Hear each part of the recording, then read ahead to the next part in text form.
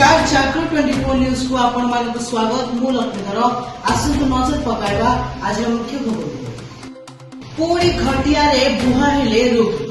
आसी पारलानी एम्बुलेंस रोगी को 2 किलोमीटर बोहिले परिवार लोग रूपांतर पूरी सामना को आसिला विकासर विकल चित्र रास्ता नथिबारु गां को आसी पारलानी एम्बुलेंस फल गुरुतर रोगी को खटिया रे 2 किलोमीटर बोहिले परिवार लोग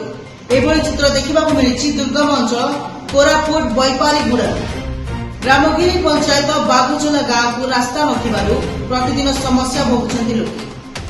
गांव 80 वर्षीय डमाई परिचा असुस्थ हेबा परे एम्बुलेंस को फोन करथिले परिवार लोक किंतु कादो पचपच रास्ता आसी पारि नथिला एम्बुलेंस गांव ठारू 2 किलोमीटर दूर रे अटकी रहिथिला परे डमाई को 4 जण पुओ ओ नाती मिसी ताको खटिया रे बोही एम्बुलेंस जाई नैथिले सेठारु ताको बैपारीगुड़ा गोष्ठी स्वास्थ्य केन्द्र को निया जाइतिला किंतु डमाई मलेरिया रे पीड़ित हेबा सह हेमोग्लोबिन कम थिबारु ताको जयपुर जिला मुख्य डाक्तरखाना को स्थानांतरित कर जाइछि बहु वर्ष धरि गांव को रास्ता पाई दाबी होई आसुथिले मध्य प्रशासन दृष्टि देउना